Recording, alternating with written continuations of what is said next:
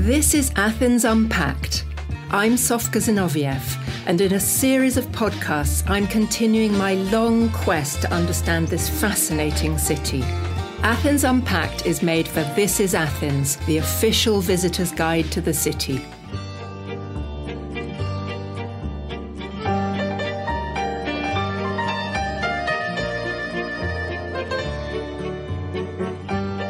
Not many Athenians are what Greeks call veri Athenai, the true Athenians, those who have lived in the capital for generations. Most people talk of another home. It's often an island or a mountain village, a place where parents or grandparents were born. Large numbers have roots in the Greek communities of Asia Minor. Then there are the more recent arrivals from other countries, those fleeing disasters, and those seeking something better. The Greek poet Michalis Ghanass comes from the northern mountains of Epirus, but in Athens he still sees himself as an outsider. In a poem he has described Athens as the most foreign capital in the world.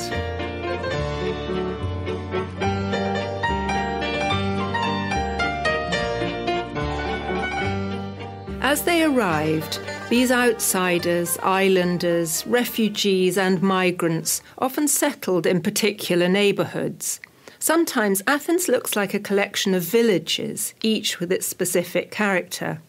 But then each area is also constantly changing. To help me get an angle on this, I'm going to see Diane Shugart. Diane is a Greek-American writer and journalist. She co-authored the fabulous 111 Places in Athens That You Shouldn't Miss. And her forthcoming book about the city is called The Owl and the Olive. We're meeting near her home in Pangrati, and she's bringing her adorable dog Cassie, who you might occasionally hear.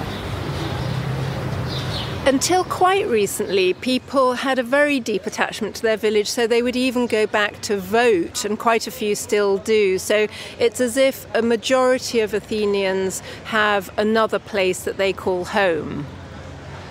They do, and I think because we tend to focus on migrants now, but Athens was a city of migrants. When it was established as the capital, there were only a few thousand people living here. And so in order to build it and in order to create the metropolis, you had to bring people into the city. And I think generations continued to think of their villages, their natal villages, or even their parents' natal villages as their homes. It's only now that people have made the transition. As in every city, neighbourhoods change, but it seems to me that the way they've changed in Athens has been so dramatic. Can you tell me a bit about what you've seen go on here? Well, I think Athens is about change, and I think that's part of the city's tradition, how it changes. It's not so much following fads, although that plays into it, but it's in the city adapts to the people, to lifestyles. So if you look around here, this is a small square, but you have all sorts of businesses around it. You have the traditional ouzeri, which is, with the stereotype old men and the ouzo in, the different glasses and the sparse meze, which, is like little tidbits that you drink along with the alcohol. You have a more traditional taverna that serves families and fare. And then you have a lot of very modern places. You have a falafel place. You used to have a sushi bar. It's nice to have all these different layers and all these different choices, and in a very, very small condensed space. I think it's incredible. It seems to me that Athens is one step ahead, as it has been historically in various ways, but the idea of the 15-minute city, which has been gaining popularity as a kind of post-COVID town planning. Paris is doing it, Madrid, Seattle, so that you should be able to walk or at least bicycle to anything you need within 15 minutes. But really, Athens has been the 15-minute city for ages, hasn't it? Yes, Athens is very much ahead. I think Athens could do the 5-minute city, really. I mean, And right at the heart of just about every neighbourhood is the kiosk or periptero. It's an institution in itself, isn't it? Yes, it is very much, and it has an interesting history. This first started basically in the early 1900s, I think after the Balkan Wars or after the First World War, I'm not sure. Kiosk licenses were given to injured war veterans as a way of, making a livelihood, many of whom had, disabilities and things. And at first they exclusively also sold tobacco and tobacco products. Then newspapers, where they used to hang the newspapers outside so people would come along and before buying their paper they would check the headlines, they would discuss the headlines. It was kind of like a social media but on the spot. But they've traditionally been the place you can kind of pick up anything you need, from a couple of paracetamol or a condom or an ice cream or a chocolate bar. Everyone pops out to the periptero to get a packet of cigarettes or something that they need. And I remember in my early years in Greece, before mobile phones, their telephone on the side of the kiosk was a vital means of communication for calling people. My local periptero, there's 4 on my block, but the one immediately across from the house is owned by a lovely Albanian couple who've been here for, 20, 30 years. And they're very much part of the neighbourhood. A lot of Albanians came in the early 90s. There was a huge wave once they were allowed to leave their country, very much mimicking the influx of Armenians in the 20s and the 30s. So you do have this constant stream of migrants that I think we forget, whether they're domestic or external or refugees from Asia Minor. The periptero is a very good place for them because it is a nexus of many things. If you're looking for a flat to buy or to rent, you would go to the periptero to ask because of their interaction with everyone, almost on a daily basis, sometimes more than once a day. They do know what is going on. There's a hilarious comic sketch with Zouganelis and Boulas. It reflects the astonishing variety of things one can buy from a street kiosk. A customer approaches a periptero and demands various highly specific items. Beginning with chocolates, he progresses to chewing gum, cigarettes and matches. Each time, the kiosk keeper lists the huge range he stocks: Greek, English, Taiwanese, Turkish, with blue tip, red tip. Finally, the customer asks, "Do you have guns?" Without missing a beat, he's offered Japanese, German, all sorts of pistols and bullets. When the loaded gun is handed over, the customer shoots the kiosk man. But the victim merely laughs, opens his shirt and says, "We also have bulletproof vests."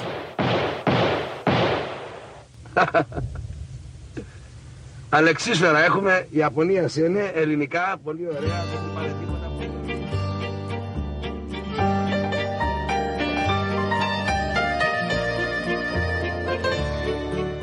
One of the very few areas that have retained a sense of the original village settlement in Athens is Anafiotika. It's tucked on the north slope of the Acropolis, and it's quite different to anywhere else in the city. The anthropologist Roxane Caftanzoglou has worked there extensively, and I rang her up to ask her how the neighbourhood was created. The settlement was created in the 1860s by a group of migrants from the Cycladic Islands, and many had come from the island of Anafi, hence the name. These settlers were skilled stonemasons and builders who were capable of dealing with this difficult terrain. They adapted their new home place to a rather difficult and rocky slope that is under the Acropolis, and this was grounds that were similar to the landscapes they had grown up in and had left behind. And it's still one of the most beautiful places that you can stroll in Athens. Absolutely. And over these 150 years, the descendants of these original settlement and builders have preserved this Cycladic type of architecture.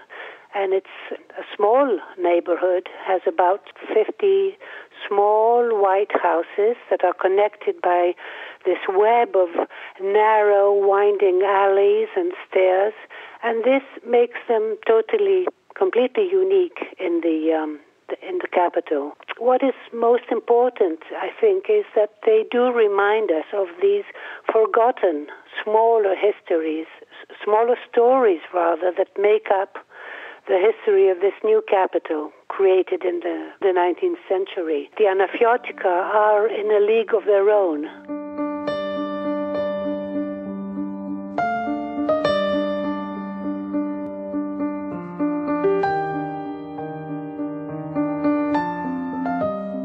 The most dramatic influx of new arrivals to Athens happened in and after 1922.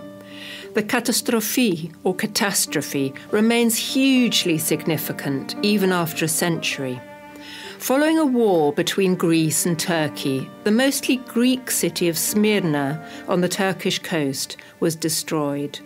The Greeks of Asia Minor were forced to flee, and the subsequent exchange of populations between Greece and Turkey was complex and painful. A significant section of the population has ancestors from Asia Minor. Sometimes they can be identified by their Turkish-style surnames ending in Oglou, like Roxane Caftanzoglou, who just told us about Anafiotika. There are numerous films, songs, poems and novels about the collective trauma and its after-effects. For an anthropological study, I'd highly recommend René Hirschon's Heirs of the Greek Catastrophe. It's about Kokkinia, the refugee neighbourhood near Piraeus.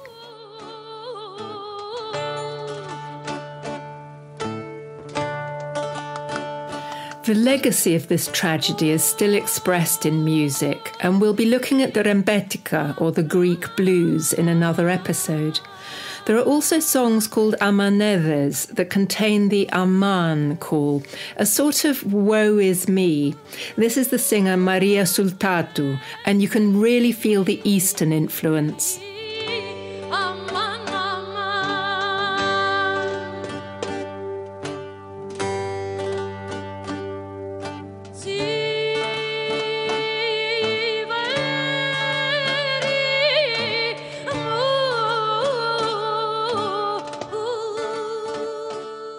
To talk about Greek refugee neighbourhoods, I'm going to meet Nikos Nikolaides. He's a founding member of Big Olive Walks. He and his partner give excellent guided tours around the less stereotyped parts of Athens. I'm meeting him in Neos Kosmos, an area with a significant name. So Neos Kosmos means New World. It's a neighborhood where newcomers settle, refugees coming from Anatolia after the Greco-Turkish War of 1919-22.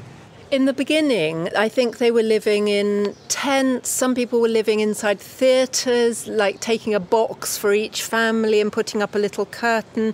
It was very dramatic. It wasn't as if they all had a house to go into.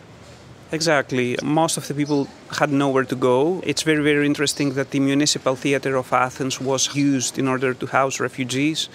And after that, it was demolished simply because people lived for more than 5 years within the theatre. So in order to keep warm during winter, they burned anything that they could find inside. And it's very, very interesting that when you look the map of Athens today, most of the suburbs of Athens, you will see that they have the prefix Neos or Nea, like Nea Philadelphia, Nea Smyrni, Neos Kosmos. All of them, they get their name from places back in Anatolia where people came here as refugees and they settled and they named the neighborhood after their homeland. What was also very interesting is that Neos Kosmos was very, very multicultural. It had a very intense Armenian presence over there. And Within the refugees from Armenia, the neighbourhood will be known as Hainoch, the Armenian place, let's say. I've seen photographs of Neos Kosmos even in the 1960s, where, yes, there's some of the housing that's been built for refugees in that Bauhaus style, but there are still dirt roads and shanty-style shacks going on. I mean, it really is quite recently that that's changed. So the housing project started from the 1930s, then World War II intervened and it was completed in 1960s and then the 1970s. So it took many, many years for those people to have an actual house. Up until then, they lived in shacks. But it's very, very interesting that when you see those pictures that you mentioned, like all of their houses are whitewashed, their walls are whitewashed, and they use old tins as flower pots for their basil and geraniums. It was a very, very colorful neighborhood. And do you get the same sort of thing up the hill in Kesariani, where there were also refugees who had those tiny little houses that some of them still exist? They look like little dolls' houses where a whole family would live in one room, but with exquisite little tiny gardens outside, as you say, with the beautiful flowers and maybe an old lady preparing some vegetables sitting on a chair or doing some knitting or crocheting. So the people who came, they may have lost absolutely everything, but they brought with them a whole culture of home and food and the aesthetic of good living. What's interesting is that most of the refugees, they left Neos Kosmos as soon as they were integrated into Greek society, and they left a neighborhood that was associated with poverty behind. What's left is an Armenian church, of course, the houses, and a kebab place, Thomas. So in the place of the old refugees, newcomers came, and again, they were refugees from the Middle East.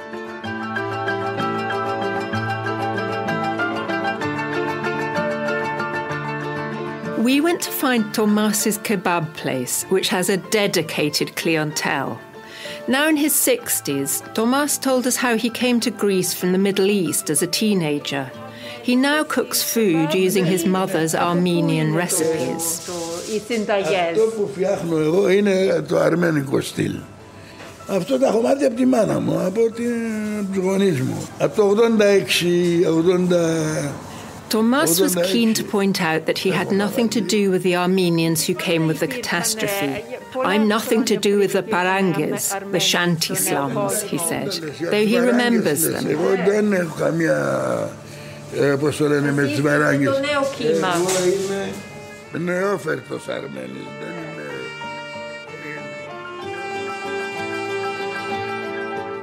Neos Kosmos might have once been the shanty town for the poorest Athenians, but it's now popular with a variety of people. With its cheap rents and central position, it's got up and coming written all over it. Amongst the new arrivals are artists, start-up entrepreneurs, and the so-called digital nomads who are coming to Athens in increasing numbers.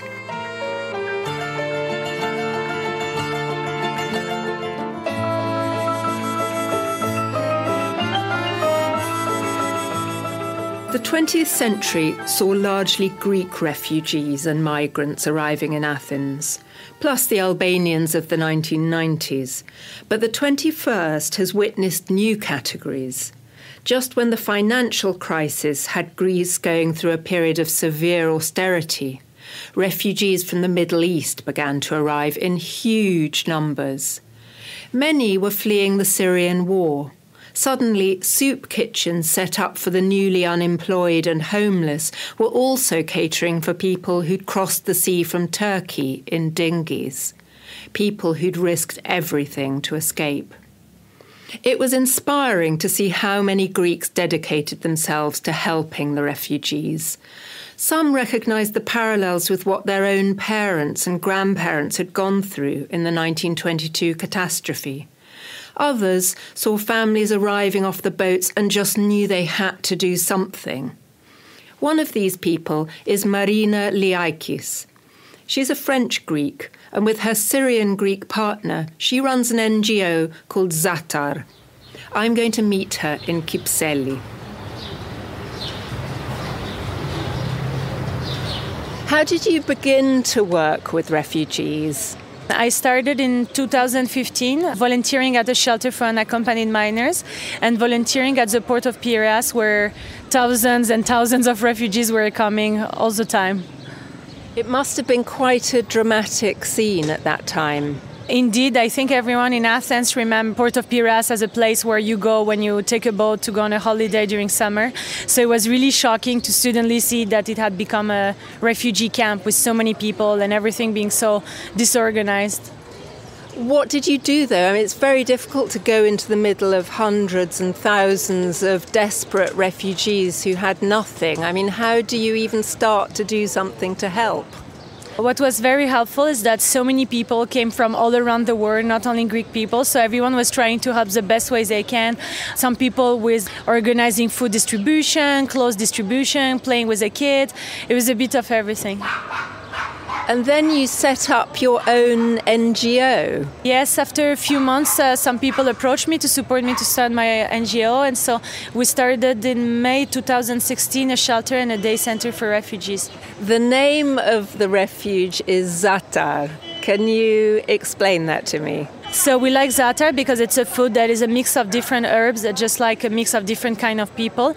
And it's something really simple and a food that people that are rich and poor can eat. So that's why we liked it. What does Zaa'tar do now, these 6 years later? We have a shelter for women and children, and a day center for refugees where we have English and Greek classes, a social worker, lawyers, and we do different kind of activities also to show refugees the city so that they don't see only the areas where you have all the NGO, but that they really see the life you have in Athens. And we do vocational training, so we did fishing, tailoring, hairdressing, and cooking. And that's why we started 1 year ago the restaurant Taste of Damascus. That's amazing. Fishing. Yeah, because it's actually an issue in Greece that we don't have enough fishermen. So we started this project with a fishing school in Athens, and so they were teaching refugees how to fish. That's fantastic. It's like the expression out of the Bible. How does that go? It's like, yeah, if you give a fish to a man, you feed him for a day, but if you teach him to fish, you feed him for a lifetime. And we've come now to Yefsistis Damascou, Tastes of Damascus. This looks like a wonderful place. Your baby is there on the counter. I've just seen that. So sweet.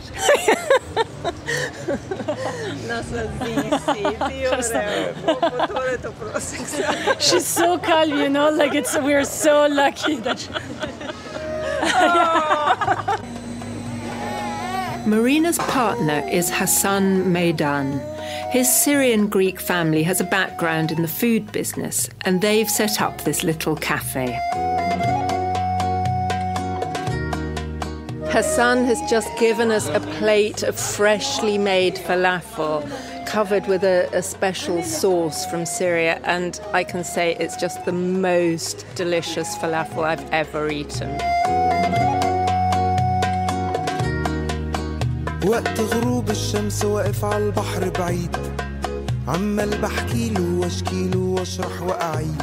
Tastes of Damascus on Fokianos Negri in Kypseli is a perfect example of the new Athens, Greek and international, worked in by locals and newcomers, with family and refugees, and with a baby on the counter.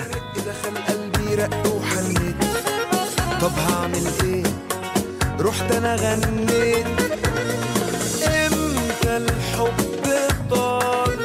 As in every city, some migrants emerge with astonishing success stories.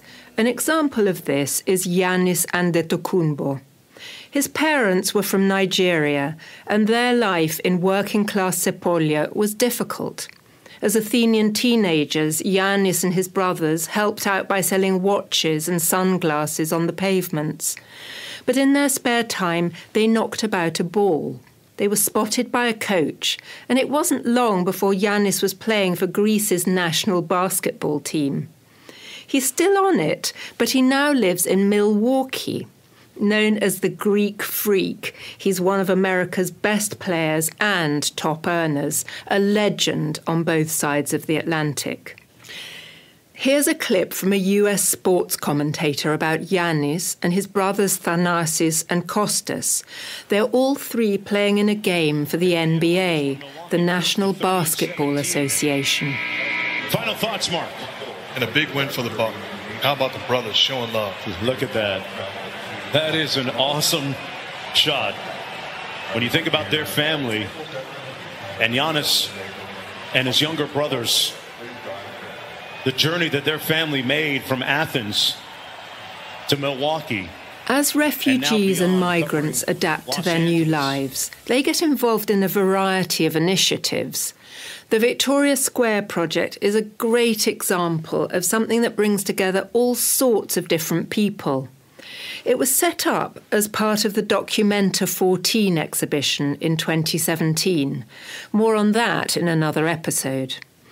The American artist Rick Lowe teamed up with Athenian artist Maria Papadimitriou, and they described their creation as physical, political and social.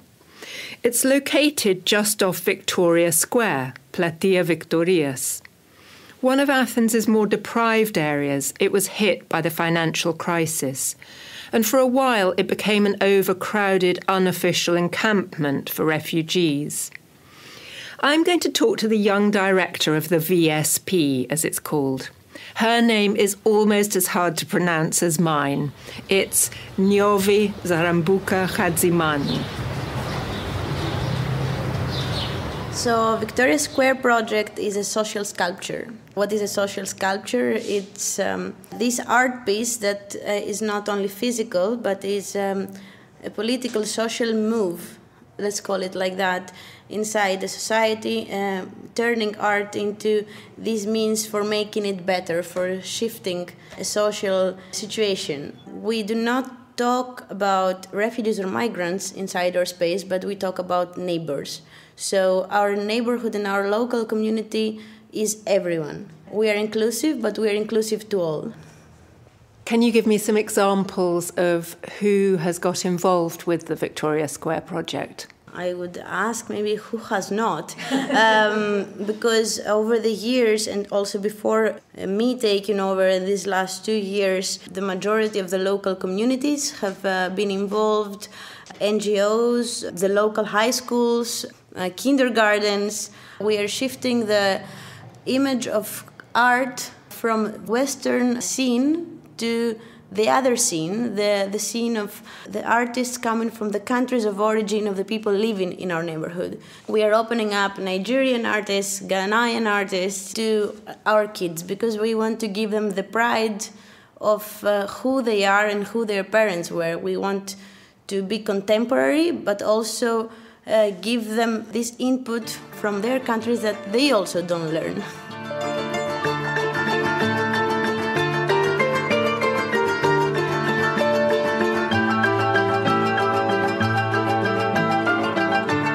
Athens is a changing city, but that's always been the case.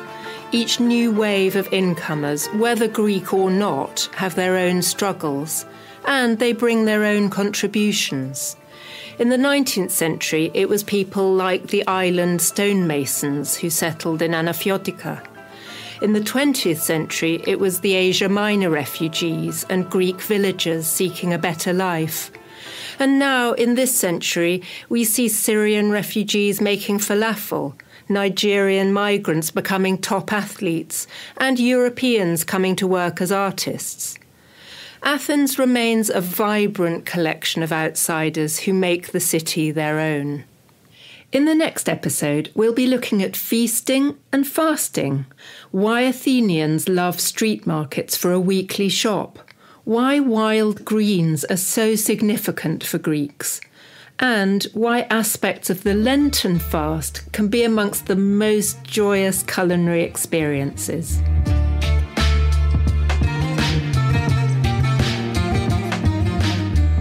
I am Sofka, and you just listened to Athens Unpacked for This is Athens, the official visitor's guide to the city of Athens, online at thisisathens.org. You can find all episodes of Athens Unpacked on Spotify, Apple Podcasts, or any of your favourite podcast apps. Athens Unpacked is a production of pod.gr. Thanks to Katerina Bakoyani for her endless support. Producer, Michalis Kamakas. Sound engineer, Chryssa Kurenda. Director of Productions, Elena Dimitraiki. Assistant producer, Lara Papadimitriou. Original theme music by Anna Papadimitriou. This podcast is funded by Greece and the European Union.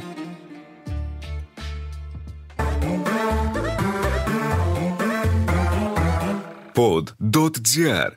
Sounds good.